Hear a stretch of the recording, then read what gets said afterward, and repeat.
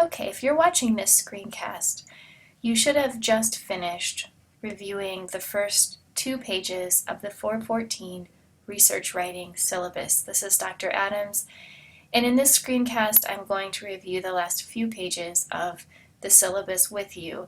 And in these pages you'll find course policies, some expectations, and some details about our major activities this term. So this is really the nitty-gritty of the details of the course, and I want to make sure that I'm providing you a good overview of this information so you understand it. Here at the top of page 3, I've listed the technical requirements and the software requirements, the hardware and software requirements for this course. If you've used Blackboard and have taken an online course before, this should be nothing different or new. But I wanted to spell everything out. Please let me know if you have any questions about this. And of course, IT support services are available for you and should be your first support resource if you're having a strictly technical question. Okay, let's talk about course policies at the bottom of this page. These are really important. Because of the nature of this course, it's not a self-paced course. I don't want you to get too far ahead. You can't complete the course in 2 or 3 weeks. That's not how it works. But nevertheless, you have a lot of flexibility within a week-to-week time frame to work on assignments at your own pace and when you have time. So considering this and the pace of the course altogether and how early assignments will build to our later assignments, it's just imperative that you turn in your assignments on time. Late assignments will not be accepted. If you know that something unusual is happening and it's an extreme situation, you need to contact me absolutely as soon as possible. And at that point, I'll be willing to work with you depending on the situation, and we'll take it on a case-by-case basis from there. But again, please do not post late assignments. You just will not receive credit for them, and it's not a good way to move successfully through the course. So let's just not put ourselves in that situation, and that will be great. Okay, when I say that something is due, like for example, you have a lot of assignments that are due by the Monday of the following week. Technically, you might think about those assignments being due by midnight. However, I won't come into the office and start downloading your material until 9 a.m. the next morning. So you have a little bit of a buffer zone built in. But once I do that download, you need to have your materials uploaded. So don't try to take advantage of your buffer zone. Just know that it's there, and that way when I download everything, I'll just be ready to go ahead and comment and grade or do whatever I need to do. So make sure you get things in on time. As with many university level writing courses, this course will involve you sharing your work, working collaboratively. We'll do peer review. This is something that I have a lot of experience in. I find that students respond well to it. I practice it with my own writing. There's nothing that I write, for the most part, that works toward publication or that I hope to move toward publication that I don't solicit feedback on from my colleagues. This is just part of research writing. So in this course, you're going to be doing a lot of sharing, although there will be some things that only I read. But I want you to know that up front, and we'll talk more about this, but it's not something to be fearful of. You won't be criticized and critiqued negatively. Instead, we'll practice positive, useful, and helpful supportive peer review processes. This should be something that you learn and take away from this course. As I mentioned before, I want you to stay on the schedule. This is not a self-paced course, so you'll access the schedule and be able to review it so you know when things come due. And make sure that, as a final note, you are signing your name and identifying your work throughout the course. This is just a good professional standard and important since we can't see one another face to face very often. Then you want to make sure that you're identifying your work. Okay, here are a few expectations I have of you and some expectations you should reasonably have of me. I expect that you will work hard this semester. I want you to participate fully and thoughtfully in all of our class activities. I expect you to be a listener and not only talking and giving your opinion, but really listening and considering the opinions and experiences and ideas of others. Because of the nature of this course, because you're doing a deep methodological revision, you are going to be looking at your writing in a new way. You're going to be learning new things, coming up against new concepts or ideas or knowledges. This is what should happen in any college course, but maybe it feels a little bit more personal this time around because you're experiencing this in relation to your own writing. So I just want to remind you that it's important, and I expect you to remain open to those challenges and those new ways of thinking. If you have questions, or I should say when you have questions, that's perfectly fine. If you have a question, probably other people do too, but you need to contact me directly and you need to do so in a timely fashion. I'm here to help you. I'm here to be a resource to you. I want everyone to do well in the course. But if you are not asking your questions in a timely fashion, then I simply can't help you in the way I'd like to. So please keep that in mind.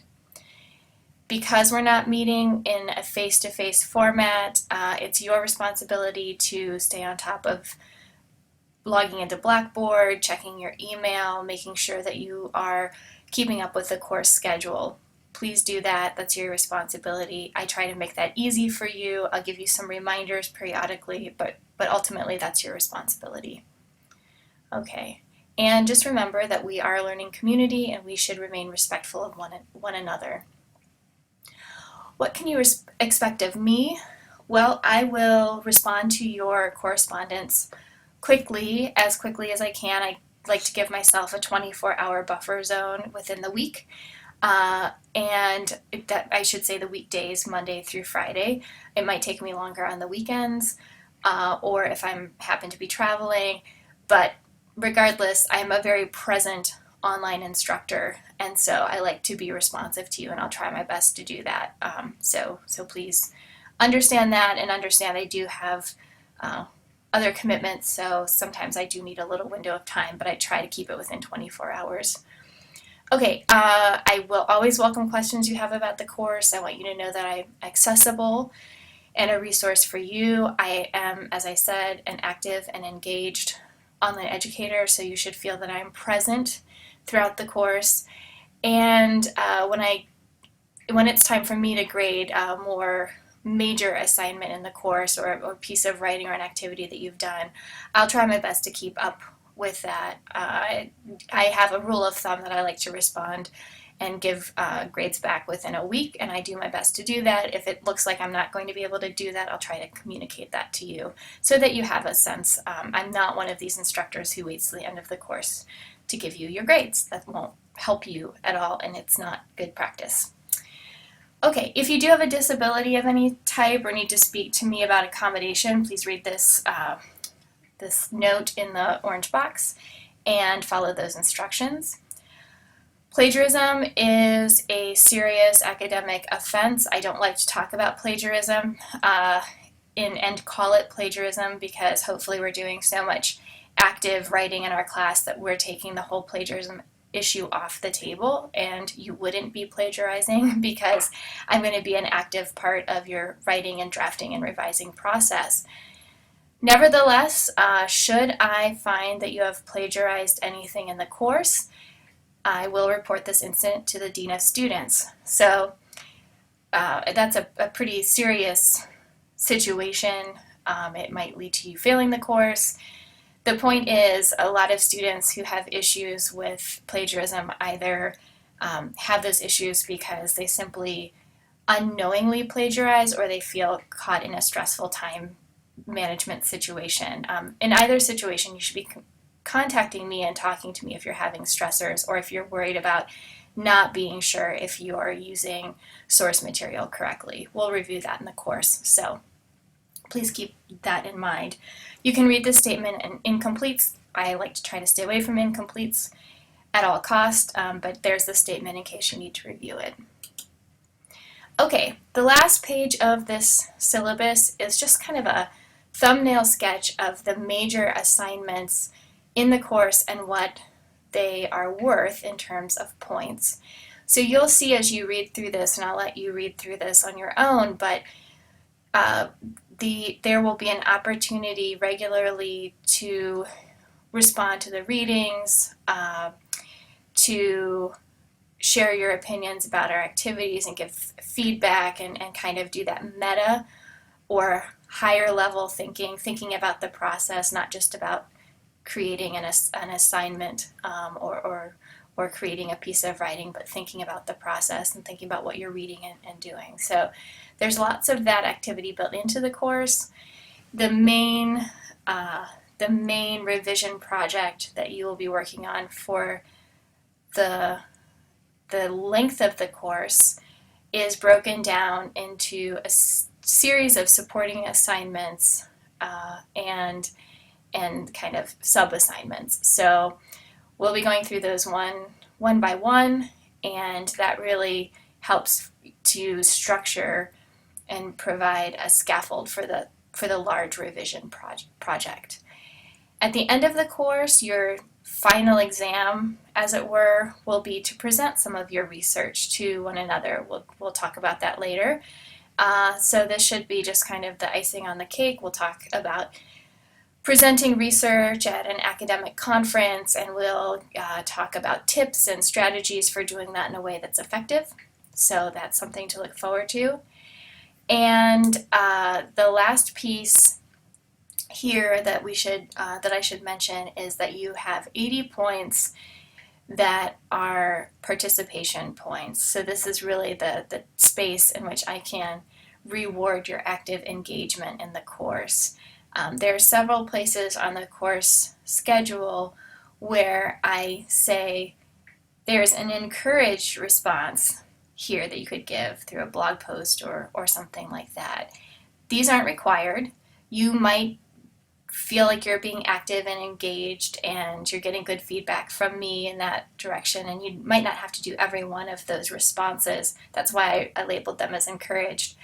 But if you aren't sure and you want to make sure that you're actively responding, those are moments in the course where it might be particularly helpful for you to do a little extra reflection or respond to what we're talking about or working through at that point in the course. So this is kind of a buffer zone, and ultimately it's my discretion how I reward those participation points. But I like to reward enthusiasm and hard work and engagement and thinking and taking risks. So I hope that you'll try those things and be an active and lively participant in the course. You'll be rewarded for it. Okay, I think that's everything that I wanted to cover in the syllabus. Thank you for listening to this. Again, you can ask questions of me through email or by posting to the discussion board on our Blackboard space labeled questions. If you do that, other people will see your questions. That can be helpful unless it's a personal issue that you can't share with everyone. Okay, thank you so much and welcome to 414.